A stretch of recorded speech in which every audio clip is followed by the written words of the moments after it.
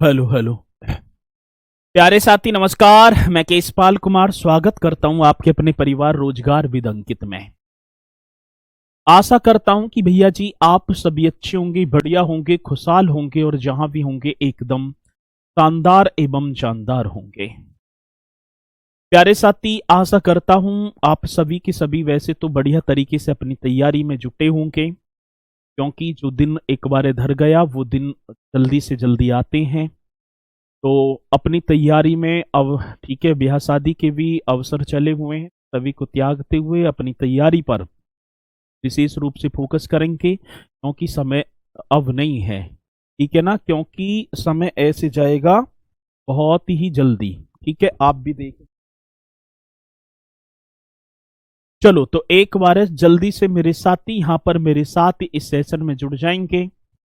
देखूं तो रिया तिवारी हमारे साथ हैं, प्रीति यादव जी हैं, लव कुश जी होंगे, टीटू राजपूत जी और राघव आरती सैनी, रितु मिश्रा, आकाश भारती, कौशल ठाकुर, संध्या, तो सभी मेरे साथी यहाँ पर मेरे साथ जुड़ चुके हैं। जो ना जुड़े हैं वो जल्दी से जुड़ जाएंगे। और देखो एक और बात, ये टॉपिक भी अपने में ठीक है ना ज्यादा ही बड़ा हो गया, क्योंकि टॉपिक भी इम्पोर्टेंट है। टॉपिक भी क्या होगा, इम्पोर्टेंट है, तो इसलिए मेरे साथी बढ़िया तरीके से करती चलना। एक दो क्लास इसमें रहेगी, फिर आपके मंदिर महोत्सव मेले इन वाले टॉपिकों को हम कराएंगे, एक एक टॉपिक को बड़े शानदार तरीके से।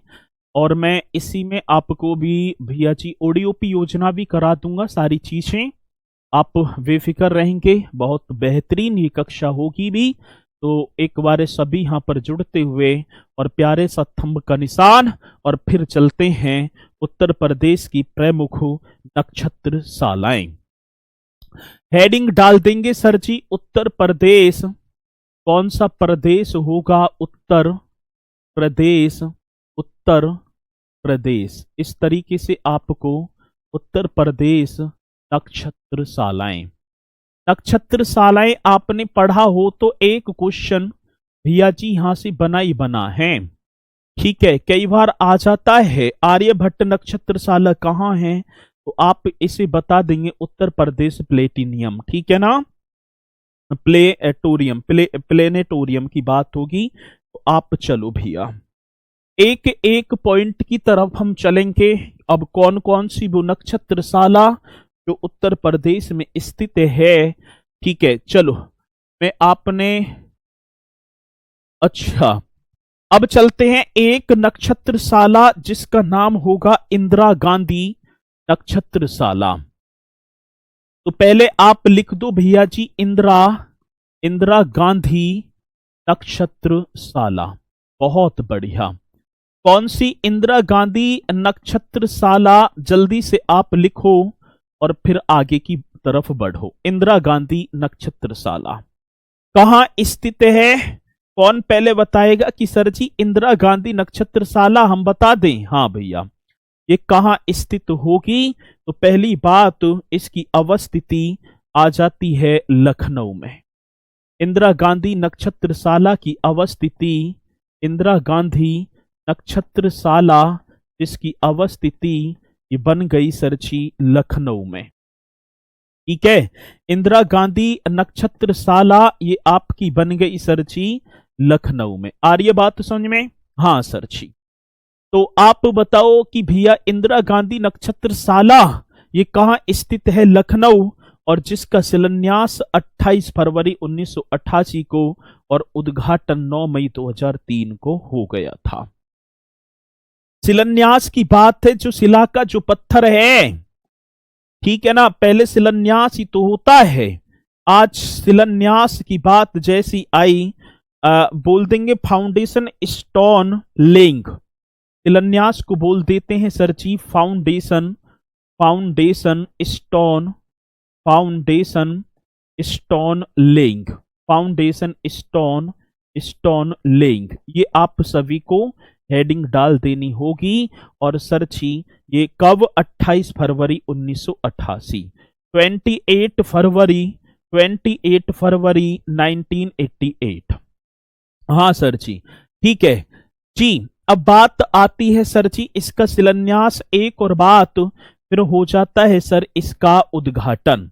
उद्घाटन मीन्स आज से भैया जी स्टार्ट होगी, ठीक है ना। तो 9 मई 2003 को, के मई उद्घाटन, 9 मई 2003 को इसका उद्घाटन हुआ।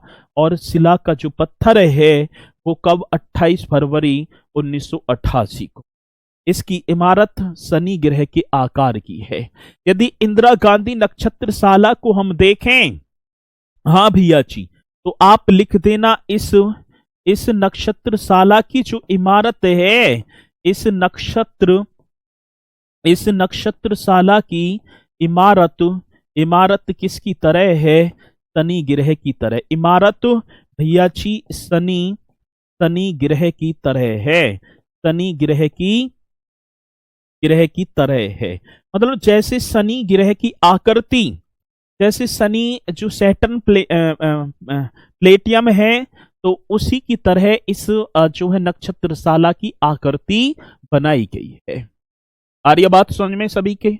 चलो जी, तो पहली बात इंदिरा गांधी नक्षत्रशाला ये कहां पर, आप बता देना एकदम राइट तरीके से। अब दूसरी बात आती वीर बहादुर सिंह नक्षत्रशाला। एक और नक्षत्रशाला जिसका नाम वीर बहादुर सिंह, वीर बहादुर, वीर बहादुर सिंह नक्षत्रशाला, एकदम राइट कर देना, वीर बहादुर सिंह नक्षत्रशाला। एक और नक्षत्रशाला मेरे साथी जिसका नाम होगा वीर बहादुर सिंह नक्षत्रशाला। पहली बात ये होगी कहां, गोरखपुर में। वीर बहादुर सिंह नक्षत्रशाला कहां स्थित है, तो मेरे साथी आप एकदम राइट कर देना, ये होगी गोरखपुर में। सर जी वीर बहादुर सिंह, अनुज कुमार जी, ठीक है ना। नक्षत्रशाला यहां पर जो है ना, नक्षत्रशालाओं में ग्रह जो है चंद्रमा हो गए आपके, मतलब उपग्रह, मतलब कि खगोलीय प्रणाली से संबंधित जो भी चीजें हैं उनको पढ़ाया लिखाया जाता है नक्षत्रशाला में, ठीक है। मतलब खगोलीय जैसे ग्रहों के बारे में पूरा बताएंगे, ठीक है ना। तो पृथ्वी आकार कैसा, ये सारी की सारी पढ़ाई लिखाई इसी में चलती हैं नक्षत्रशाला में। 21 दिसंबर 2009 को इसका संचालन स्टार्ट हो जाता है। सर जी आज इस नक्षत्रशाला के संचालन की बात आई ना, इस नक्षत्रशाला के संचालन की बात कर दो आप। नक्षत्रशाला का संचालन 21 दिसंबर 2009, क्या दिसंबर, 21 दिसंबर 2000, बहुत बढ़िया कुछ। 21 दिसंबर 2009 को इस नक्षत्रशाला का संचालन स्टार्ट हो। एक और नक्षत्रशाला आ जाती सर जी, आर्यभट्ट नक्षत्रशाला। एक नक्षत्रशाला और आप हेडिंग डाल दो, आर्यभट्ट नक्षत्रशाला। हाँ सर जी, कौन सी, आर्यभट्ट नक्षत्रशाला। अब आर्यभट्ट नक्षत्रशाला जी सर ये कहां पर स्थित होगी, रामपुर में। आर्यभट्ट नक्षत्रशाला की अवस्थिति, हाँ सर जी रामपुर में। और इसका जो है स्थापना और उद्घाटन 17 सितंबर 2012 को, ठीक 2012 को, ठीक है। अब इसकी स्थापना, इसकी स्थापना, इसकी स्थापना और भैया जी उद्घाटन 17 सितंबर 2012। क्या सितंबर, तो आप कर दो 17 सितंबर 2012। बहुत बढ़िया क्वेश्चन, 17 सितंबर 2012। हाँ सर जी, आर्यभट्ट नक्षत्रशाला रामपुर में स्थापना उद्घाटन 17 सितंबर 2012। पूर्व नाम क्या था, डॉक्टर भीमराव अंबेडकर नक्षत्रशाला। इसका पहला जो नाम था, पूर्व नाम का मतलब जो पहला, मतलब जब इसकी स्थापना हुई थी तब नाम था डॉक्टर भीमराव अंबेडकर नक्षत्रशाला, ठीक है। डॉक्टर भीमराव अंबेडकर, डॉक्टर भीमराव अंबेडकर नक्षत्रशाला। नक्षत्र डॉक्टर भीमराव अंबेडकर नक्षत्रशाला पूर्व नाम था, फिर नाम चेंज करके कर दिया आर्यभट्ट नक्षत्रशाला। और भारत की पहली डिजिटल लेजर नक्षत्रशाला, डिजिटल उस पर आधारित होगी, तो आप लिखो भैया भारत की पहली डिजिटल, इसी तरीके से कर देना, भारत की पहली डिजिटल लेजर नक्षत्रशाला। तो भारत की पहली डिजिटल लेजर नक्षत्रशाला, ये आप सभी को लिख देना होगा। तो भारत की पहली डिजिटल लेजर नक्षत्रशाला आर्यभट्ट नक्षत्रशाला, जो कि रामपुर में स्थापना कब? 17 सितंबर 2012। पूर्व नाम था डॉक्टर भीमराव अंबेडकर नक्षत्रशाला। तो ये उत्तर प्रदेश में स्थित प्रमुख नक्षत्रशाला, एक इंदिरा गांधी, एक वीर बहादुर सिंह और एक आर्यभट्ट नक्षत्रशाला। अब एक और बताएंगे, उत्तर प्रदेश में स्थित स्पोर्ट्स कॉलेज। एक हेडिंग और आप सभी को डाल देनी है, उत्तर प्रदेश में, हाँ सर, उत्तर प्रदेश में स्थित स्पोर्ट्स कॉलेज, उत्तर प्रदेश में स्थित स्पोर्ट्स कॉलेज। एक हेडिंग और शानदार तरीके से आप सभी को डालनी होगी। तो उत्तर प्रदेश में स्थित स्पोर्ट्स कॉलेज, अब ये कॉलेज कौन कौन से होंगे? 3 ही है वैसे तो। एक होगा गुरु गोविंद सिंह स्पोर्ट्स कॉलेज, एक मेजर ध्यानचंद स्पोर्ट्स कॉलेज और एक वीर बहादुर सिंह स्पोर्ट्स कॉलेज। और ये बात सुनने में, तो 3 स्पोर्ट्स कॉलेज बनेंगे। एक गुरु गोविंद सिंह स्पोर्ट्स कॉलेज आप लिख दो सर, ठीक है। और ये भी बताते चलना कि है कहां स्थित। गुरु गोविंद सिंह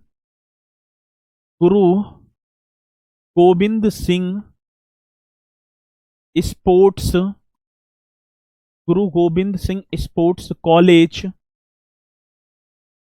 गुरु गोविंद सिंह स्पोर्ट्स कॉलेज एक, हाँ sir.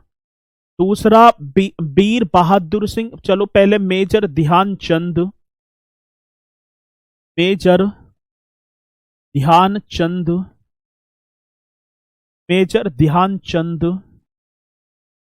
Sports college, Major Dhyanchand sports college, ठीक है। तीसरा Veer Bahadur Singh, Veer Bahadur Singh sports college, Veer Bahadur Singh sports college. तो गुरु गोविंद सिंह स्पोर्ट्स कॉलेज ये आपका हो गया सर जी लखनऊ में, ये आपका कहां हो गया? लखनऊ में। और एकदम राइट 1975, गुरु गोविंद सिंह स्पोर्ट्स कॉलेज लखनऊ 1975 स्थापना हो जाती है। मेजर ध्यानचंद जी की बात आती सेफई, और सेफई कहां पड़ा? इटावा में, ठीक है। और इसकी स्थापना 2014-15 को। तरची वीर बहादुर सिंह आपका गोरखपुर, वीर बहादुर सिंह स्पोर्ट्स कॉलेज गोरखपुर 1988-1989, ठीक है। तो इन स्पोर्ट्स कॉलेजों को आप एक बार शानदार तरीके से, ठीक है सर, जो भी आप टॉपिक स्टार्ट करते हो उसका काम भी बता दिया करो, उस टॉपिक में डाउट हो तो। काम कैसे? अभी टॉपिक स्टार्ट ही ना हुआ, अभी तो एक ही चल रहा है, उत्तर प्रदेश की शिक्षा। अब शिक्षा का मतलब है कॉलेज, विश्वविद्यालय, स्पोर्ट्स कॉलेज है, यहाँ पर जो खेल कूद से संबंधित, ठीक है, ये सारी चीजें सिखाई जाती हैं। तो ये आपका हो गया, ठीक है, स्पोर्ट्स कॉलेज। 3 ही हैं। एक और आप बताओ सर जी, उत्तर प्रदेश की प्रमुख लाइब्रेरी जो कि बहुत इंपोर्टेंट होंगी, तो आप एक हेडिंग और डाल दो, उत्तर प्रदेश की प्रमुख लाइब्रेरी। उत्तर प्रदेश की प्रमुख लाइब्रेरी। ये आप सभी एक हेडिंग और डालेंगे, उत्तर प्रदेश की प्रमुख लाइब्रेरी। चलो जी।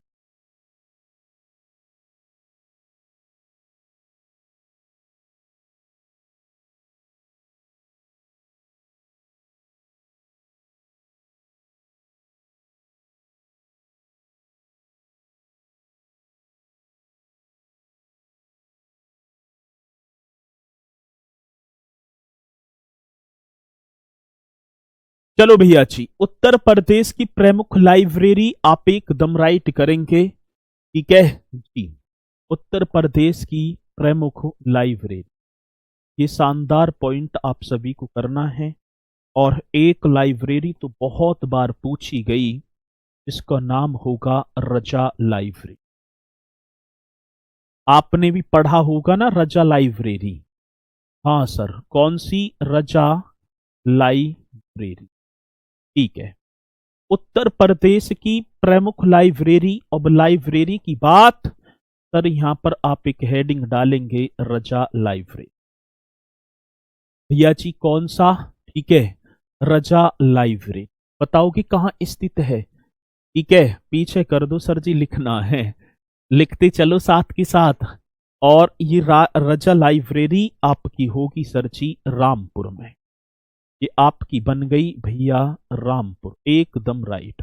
रचा लाइब्रेरी आपकी रामपुर में, और जिसकी स्थापना, आज मैं स्थापना की बात करूं 1774 ईस्वी में। कब? 1774 ईस्वी की बात थी। 1774 ईस्वी में नवाब फैजुल्ला खां। 1774 ईस्वी में नवाब फैजुल्ला, ये आप सभी को कर देना है, नवाब फैजुल्ला खान है। नवाब फैजुल्ला खान है इसकी स्थापना। बहुत बार क्वेश्चन पूछा जा चुका है कि सर जी रजा लाइब्रेरी कहां स्थित है? रामपुर में। और इसकी स्थापना, ये आप एकदम राइट करेंगे सर जी, नवाब फैजुल्ला खान ने 1774 ईस्वी। एक और भैया जी, सरस्वती भवन लाइब्रेरी। ये कोडिंग डिकोडिंग में बहुत पूछ ली जाते हैं। एक और आप कर दो सेकंड, और जिसका नाम होगा सरस्वती भवन। कौन सा भैया जी? सरस्वती भवन लाइब्रेरी। हाँ सर, एक और लाइब्रेरी आपकी होगी सरस्वती भवन लाइब्रेरी। चलो जी। अब सरस्वती भवन लाइब्रेरी की यदि मैं बात करूं भैया जी, कि आपकी अवस्थिति इसकी होगी वाराणसी। सरस्वती भवन लाइब्रेरी, ठीक है। सरस्वती भवन ये लाइब्रेरी, ठीक है। और ये लाइब्रेरी जो होगी, ये डॉक्टर संपूर्णानंद संस्कृत विश्वविद्यालय में के परिसर में। इसकी यदि हम बात करें संस्कृत, पहले संपूर्णानंद, संपूर्णानंद, ठीक है। संस्कृत, संपूर्णानंद संस्कृत विश्वविद्यालय, संपूर्णानंद संस्कृत विश्वविद्यालय के परिसर में। ये आप सभी को कर देना होगा।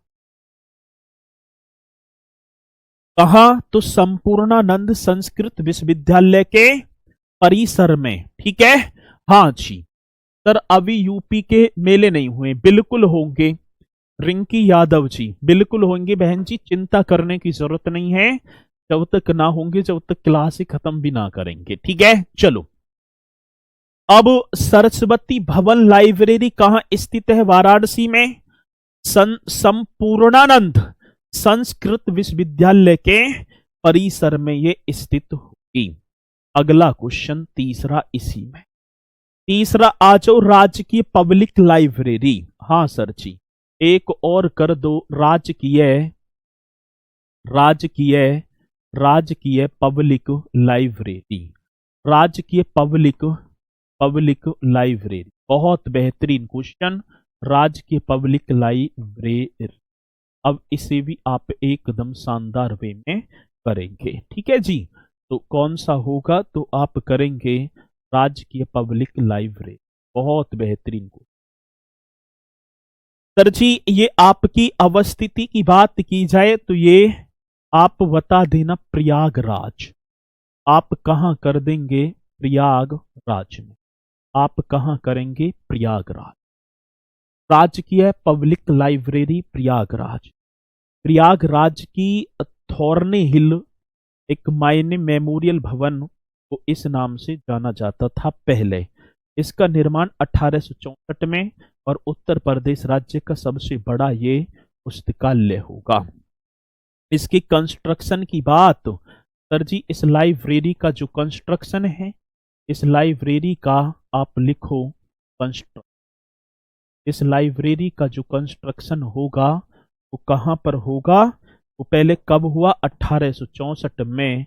और दूसरी बात ये 1864 में उत्तर प्रदेश राज्य का सबसे बड़ा पुस्तकालय होगा ये किसकी बात, उत्तर प्रदेश राज्य का, उत्तर प्रदेश राज्य का, उत्तर प्रदेश राज्य का सबसे बड़ा, उत्तर प्रदेश राज्य का सबसे बड़ा पुस्तकालय है। एकदम राइट तरीके से आप सभी को करना होगा। उत्तर प्रदेश राज्य का सबसे बड़ा पुस्तकालय कौन सा, राजकीय पब्लिक लाइब्रेरी प्रयागराज में। जी सर जी। एक और आ जाते सर जी, भारती भवन लाइब्रेरी। एक और चौथा कर देना आप, चौथा एक और भारती भवन कौन सा सर जी, भारती भवन, भारती भवन लाइब्रेरी। हाँ सर, कौन सी लाइब्रेरी की बात, भारती भवन लाइब्रेरी। एक और हेडिंग आपको डालनी है, भारती भवन लाइब्रेरी। और ये लाइब्रेरी कहां स्थित होगी सर जी, प्रयागराज में। ये कहां स्थित, इसकी अवस्थिति की बात, तो भैया जी आप प्रयागराज। और इसकी ये कब स्थापित, यदि स्थापित की बात आई 1889, स्थापित की बात सर जी 1889, ठीक है, कब, 1889। एकदम राइट क्वेश्चन सर। भारती भवन लाइब्रेरी प्रयागराज में, ठीक है, किसकी बात है, तो भारती भवन लाइब्रेरी ये आपका 1889 और प्रयागराज में ये स्थित। एक अमीर उद्दौला पब्लिक लाइब्रेरी ये आपकी लखनऊ। चलो यहीं कर दो, अमीर उद्दौला। जी सर, एक और पांचवी कर दो, अमीर उद्दौला। ठीक है, कौन सा, अमीर उद्दौला, अमीर उद्दौला पब्लिक लाइब्रेरी, अमीर उद्दौला पब्लिक लाइब्रेरी। एकदम राइट क्वेश्चन, अमीर उद्दौला पब्लिक लाइब्रेरी ये आपका बना सर लखनऊ। ये आपका हो गया सर जी लखनऊ। एकदम करेक्ट क्वेश्चन, ठीक है, अमीर उद्दौला पब्लिक लाइब्रेरी लखनऊ। इस तरीके से आप जो है, ठीक है, कर देंगे। ये आपकी लाइब्रेरी वगैरह जो कि आती हैं।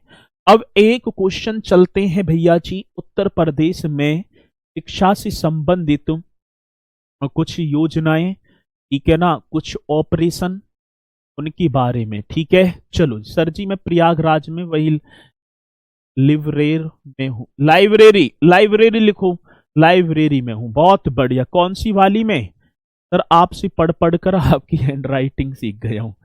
चलो बहुत बढ़िया, तो ये एकदम करेक्ट होगा।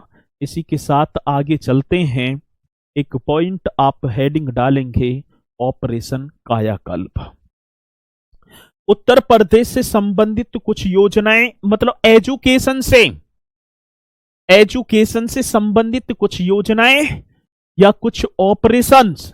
अब देखो अभी एक क्वेश्चन आया, ऑपरेशन कायाकल्प इससे संबंधित है। भैया जी किसकी बात कह रहे हैं, ऑपरेशन कायाकल्प की। हाँ जी, एकदम राइट करो, तो आप एक हेडिंग डाल दो, ऑपरेशन कायाकल्प। जल्दी से लिख दो, ऑपरेशन कायाकल्प किससे संबंधित है? ऑपरेशन कायाकल्प, ऑपरेशन कायाकल्प ये किससे संबंधित है? बहुत बेहतरीन, बहुत ही जानदार, शानदार क्वेश्चन का ऑपरेशन कायाकल्प। ऑपरेशन कायाकल्प ये किससे संबंधित है? पहली बात सर जी, इसकी शुरुआत जून का माह था, वर्ष 2018 था, ऑपरेशन कायाकल्प स्टार्ट हो गया सर। ठीक है, ऑपरेशन कायाकल्प की शुरुआत, बहुत इंपोर्टेंट क्वेश्चन। राज्य के सरकारी प्राथमिक और उच्च प्राथमिक विद्यालयों की जो बुनियादी सुविधाओं में सुधार करना। राज्य के प्राथमिक और उच्च प्राथमिक जो सरकारी जो स्कूल हैं, राज्य के एक बार और सरकारी प्राथमिक व उच्च प्राथमिक विद्यालयों की बुनियादी जो ढांचा वगैरह है उसमें सुधार करना। सर जी सुधार कैसे कैसे करेंगे? तो भैया पुनर्निर्मित कक्षाएं, आज सरकारी स्कूलों में जाकर देखेंगे, अब तो हो गए, अब तो पुनर्निर्मित हो गए, नहीं तो भैया मैं तो अपने गांव की बता रहा हूं कि जो है कमरे में या तो गाय बैठी मिलेगी या जो है बल्द ये बैठे मिलेगी रे विजार वगैरह। ठीक है, तो ऐसी स्थिति हो गई थी। बिजली की व्यवस्था, स्वच्छ पेयजल, शौचालय, रसोई घर आदि, इन सभी में क्या करना है? सुधार करना। बहुत जानदार क्वेश्चन। ठीक है, चलो बात आती राज्य की सरकारी, इसका जो कार्य था ऑपरेशन कायाकल्प का, राज्य की सरकारी प्राथमिक विद्यालय, राज्य की सरकारी प्राथमिक विद्यालय व उच्च प्राथमिक, मतलब कि राज्य के प्राथमिक विद्यालय व उच्च प्राथमिक विद्यालयों में, मतलब ये कैसे होंगे? सरकारी उच्च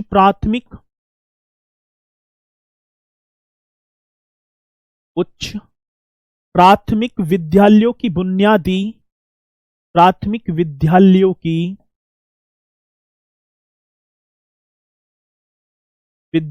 की राज्य की सरकारी प्राथमिक विद्यालय व उच्च प्राथमिक विद्यालयों की बुनियादी सुविधाओं में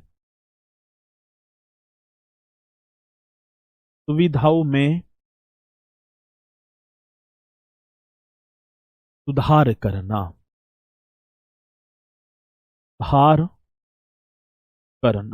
ठीक है, चलो राज्य की सरकारी प्राथमिक विद्यालय व उच्च प्राथमिक विद्यालयों की बुनियादी सुविधाओं में सुधार करना है। ये किसका? ऑपरेशन कायाकल्प उद्देश्य था। और भैया जी एक और बात बताऊं कैसे करेंगे? तो यहां पर पुनर्निर्मित कक्षाएं होंगी। कैसी निर्मित? पुनर्निर्मित, कि आप सभी को करना पुनर्निर्मित कक्षाएं। आ रही है बात सुनते? पुनर्निर्मित कक्षाएं एक बात की सर। दूसरी बात बिजली की व्यवस्था होगी। सही, बिजली की व्यवस्था। नहीं तो भैया जी अधिकांशतः सरकारी स्कूलों में तो ठीक है, गर्मी में मैडम के हाथ में बीजना सा रह करो और ठंडों में स्वेटर बुनना, ऐसी हमारी एजुकेशन हो गई थी। ठीक है, तो यदि जैसी सर्दी आई तो मैम के हाथ में वो 2 तीर कमान से और बस अपने बैठे बैठे स्वेटर 4-5 दिन में पूरा कर देना। ऑन कर दिया मैंने, बना दिया तुम्हारा स्वेटर, तुम कहते रह के रहे। टाइम कम मिला, स्कूल में कर दिया काम। चलो जी, तीसरी बात क्या है? स्वच्छ पेयजल। भैया जी एकदम बच्चों को अब अच्छा पेयजल होगा, स्वच्छ पेयजल, ये आप कर देना। चौथी बात, शौचालय की सुविधा ही ना थी। अब भैया जी शौचालय भी वहां पर बनाए गए। और पांचवा, रसोई घर आदि।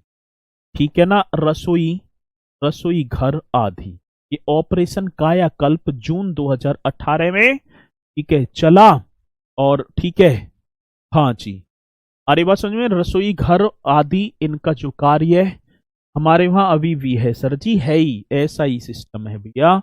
ऑपरेशन कायाकल्प, ये एकदम राइट क्वेश्चन, ये एकदम क्या हो जाएगा, राइट क्वेश्चन बन जाएगा। अब इसी के साथ एक और पॉइंट पर चलेंगे, समग्र शिक्षा अभियान 2। ठीक है, कौन सा, तो आप राइट कर दो, समग्र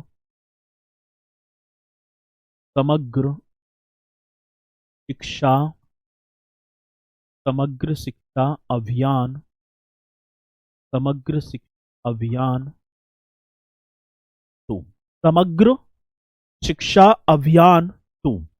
ये आप सभी को एक हेडिंग और डाल देनी है, समग्र शिक्षा अभियान 2। अब इसके शुभारंभ की बात सुन लो भैया जी, इसका शुभारंभ, और समग्र शिक्षा अभियान 2 बात आई अगस्त 2021 में। इसका शुभारंभ हो गया अगस्त का महीना, और वर्ष था 2021। 2021, ठीक है, शुभारंभ, हाँ सर जी, अगस्त 2021। ठीक है, चलो जी भैया, हमारे यहाँ प्राथमिक विद्यालय में एक लेटर तुम्हें बच्चों को 5 लीटर, अच्छा 1 लीटर दूध में बच्चों को 5 लीटर पानी मिलता है। चलो भैया, ठीक है, तो ये एकदम करेक्ट होगा, तो आप कर देना समग्र शिक्षा अभियान 2 आरंभ हो गया अगस्त 2021। 3 पुरानी योजनाओं को मिलाकर बनाया गया है यह अभियान, ये लिख दो सर जी, यह अभियान, यह अभियान 3 पुरानी योजनाओं को, इतना 3, हाँ सर जी, यह अभियान 3 पुरानी पुरानी योजनाओं को 3 पुरानी योजनाओं को 3 पुरानी योजनाओं को मिलाकर बनाया, योजनाओं को मिलाकर बनाया गया है। एकदम करेक्ट, बनाया गया है। चलो सर, एकदम राइट है, बनाया गया है। यह हम देखें सर जी, यह अभियान 3 पुरानी योजनाओं को मिलाकर अब कौन कौन सी, एक सर्व शिक्षा अभियान, कौन कौन सी होंगी, तो एक होगा सर्व शिक्षा अभियान। एक कौन सा अभियान, सर्व शिक्षा अभियान। एक अभियान आ जाओ, सर्व शिक्षा अभियान, बहुत बढ़िया आता है क्वेश्चन। एक तो इससे मिलाया, एक राष्ट्रीय माध्यमिक शिक्षा अभियान को, हाँ सर जी, एक किसको, राष्ट्रीय माध्यमिक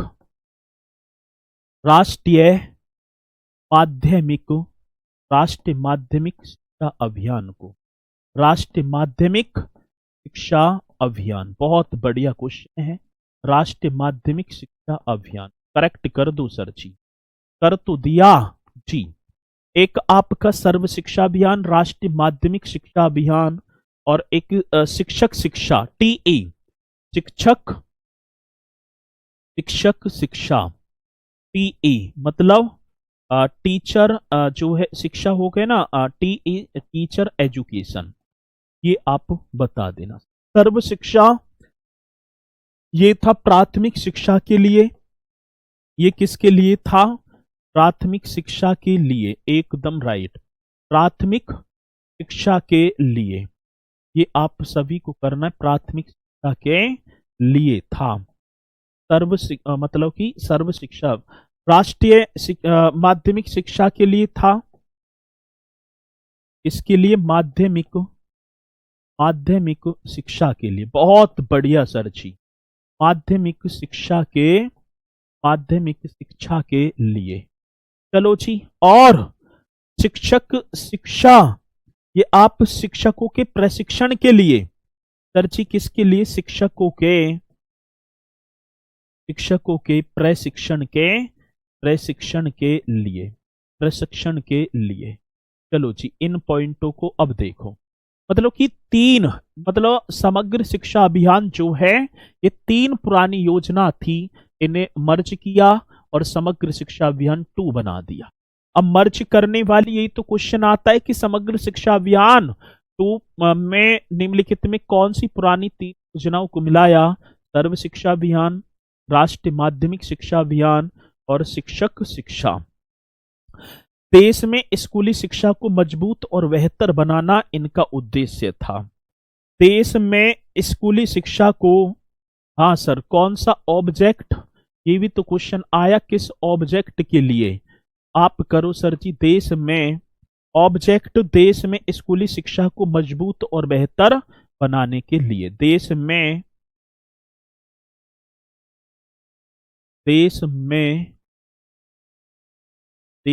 स्कूली शिक्षा को, देश में स्कूली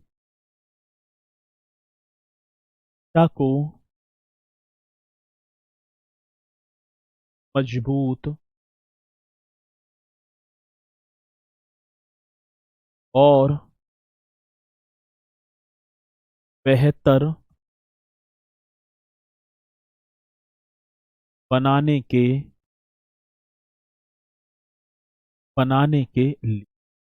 चलो जी, ठीक है। हाँ सर, देश में स्कूली शिक्षा को मजबूत और बेहतर बनाने के लिए, देश में स्कूली शिक्षा को मजबूत और बेहतर बनाने के लिए, इस उद्देश्य से यह योजना स्टार्ट की गई। समान और समावेशी शिक्षा होगी, गुणवत्तापूर्ण शिक्षा, शिक्षा का डिजिटलीकरण, व्यावसायिक शिक्षा पर जोर, खेलकूद और कला को बढ़ावा, स्कूलों की बुनियादी ढांचे में सुधार कर, ये इसके कार्य होंगे। ये इसके क्या होंगे? तो भैया जी कार्य बन जाएंगे। ये पॉइंट आप करेंगे जी। अब दूसरी बात क्या आती है? एक और आप कर देना, कस्तूरबा गांधी बालिका विद्यालय योजना, इसे और कर दो तीसरा पॉइंट और लिख दो, बहुत इंपोर्टेंट पॉइंट होगा। कस्तूरबा गांधी, हाँ जी, कौन सी? कस्तूरबा कस्तूरबा गांधी बालिका विद्यालय योजना, कस्तूरबा गांधी बालिका विद्यालय, कस्तूरबा गांधी बालिका विद्यालय, ठीक है। एक और हेडिंग आप सभी को डालनी है, कस्तूरबा गांधी बालिका विद्यालय। तभी आप एकदम राइट तरीके से हेडिंग डाल देंगे, कस्तूरबा गांधी बालिका विद्यालय योजना।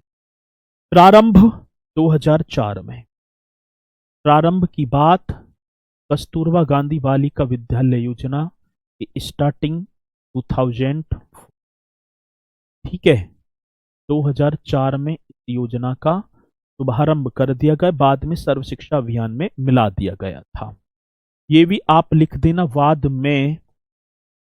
बाद में सर्व शिक्षा अभियान में, बाद में सर्व शिक्षा अभियान में, सर्व शिक्षा अभियान में मिला दिया गया, बाद में सर्व शिक्षा अभियान में मिला दिया गया।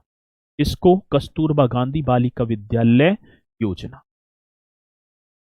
तरची, कस्तूरबा गांधी शैक्षणिक रूप से पिछड़े ब्लॉकों में वंचित और कमजोर वर्ग की लड़कियों को शिक्षा प्रदान करना इसका मेन ऑब्जेक्ट था। आपने देखे भी होंगे, कहीं ना कहीं लिखे मिल जाएंगे, कस्तूरबा गांधी बालिका विद्यालय योजना। और इसका जो उद्देश्य है, मतलब कि मुख्य उद्देश्य की बात, भैया मुख्य उद्देश्य, आप एक हेडिंग डाल दो, मुख्य उद्देश्य। इसका जो मेन ऑब्जेक्ट था, इसका जो मेन उद्देश्य था, शैक्षणिक रूप से पिछड़े ब्लॉकों में, कैसा सर्ची आप करो भैया, शैक्षणिक रूप से शैक्षणिक, जी सर, शैक्षणिक रूप से पिछड़े ब्लॉकों में, जो पिछड़े हुए ब्लॉक हैं, पिछड़े ब्लॉकों में, बहुत बढ़िया क्वेश्चन, पिछड़े ब्लॉकों में, ये आप सभी को करना है, ठीक है। शैक्षणिक रूप से पिछड़े ब्लॉकों में वंचित और कमजोर वर्ग की लड़कियों को, वंचित और कमजोर वर्ग की लड़कियों को, वंचित और कमजोर वर्ग की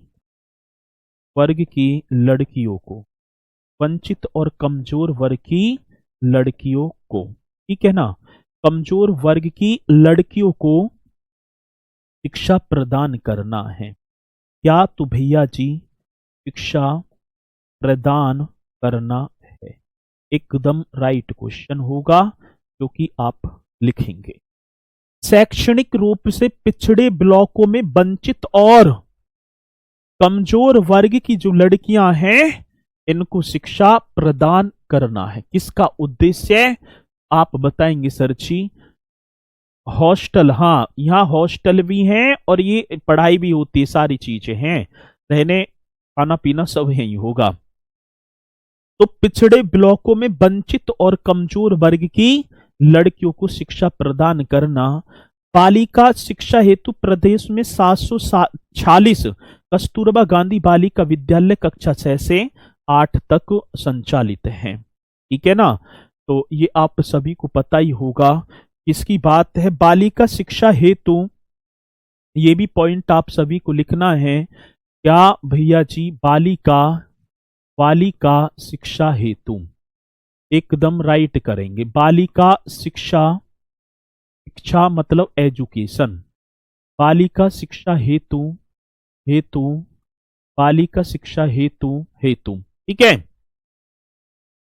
प्रदेश में 746, प्रदेश में, जी सर, प्रदेश में 746, ठीक है, मतलब कि 400 और 746, 746 कस्तूरबा गांधी बालिका जो है, कस्तूरबा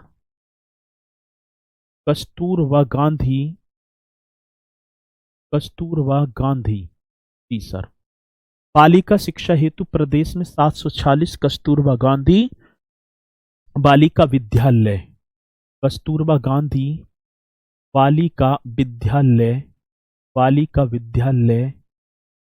विद्यालय, ठीक है, बालिका विद्यालय कक्षा 6 से 8 तक, कक्षा 6 से 8 तक संचालित है। क्या है भैया जी? संचालित है। ये पॉइंट आप सभी को लिख देना होगा, जी सर। दूसरी बात क्या है, अब इसमें 75% सीट किसके लिए और 25% किसके लिए, ठीक है। तो आप बताएंगे क्लास 6-12 की गर्ल्स के लिए, तो 9 से 12 तक 446 अलग हैं, ठीक है, चलो लिख दो 9 से 12 तक 446, 446 ये होगा। 75% सीटें किसके लिए आरक्षित होंगी? आज 75% सीटें, 75% सीट किसके लिए, और सर 25% सीटें किसके लिए आरक्षित हैं? हाँ सर, अब 75 अनुसूचित जाति SC, हाँ सर जी, एक तो SC, एक आपको ST, अनुसूचित जाति अनुसूचित जनजाति, ठीक है। पिछड़ा वर्ग आपका हो गया सर जी, कौन सा पिछड़ा वर्ग? एकदम राइट। इसी में अल्पसंख्यक वर्ग या अल्पसंख्यक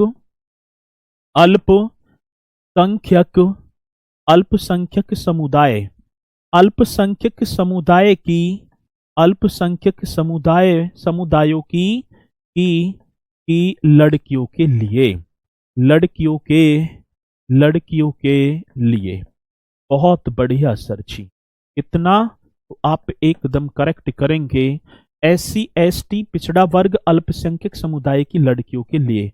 और सर जी 25 सीटें गरीबी रेखा से नीचे परिवार की, जो गरीबी रेखा से नीचे के परिवार की लड़कियों को, वो किसी भी वर्ग में हो, ठीक है, गरीबी रेखा से, हाँ सर, कौन सा, गरीबी रेखा से, रेखा से मतलब नीचे के परिवार की, गरीबी रेखा से नीचे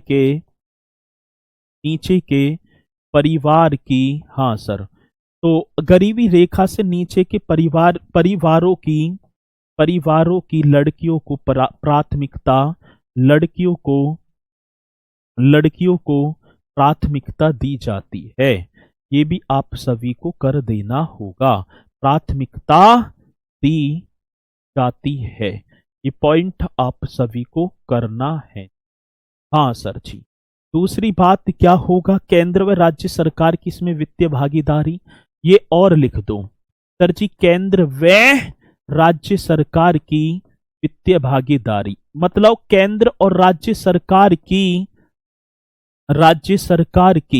केंद्र व राज्य सरकार की वित्तीय भागीदारी। बहुत बेहतरीन क्वेश्चन है।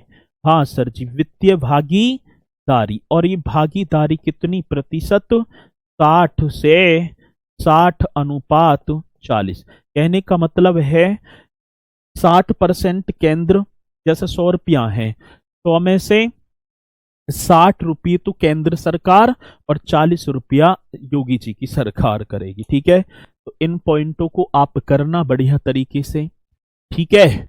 तो यहीं से कल मुलाकात करूंगा, ठीक है। तो भैया जी करवा देता एक आध और, तो अभी जो है कुछ बच्चे बदायूं से मिलने आए हैं, वो बेचारे वेट कर रहे हैं, तो उनसे एक बार मिल लूं और फिर जो है मुलाकात करेंगे कल आप सभी से। ओम शुक्ला जी, सभी बोलेंगे सर जी, जय हिंद जय भारत।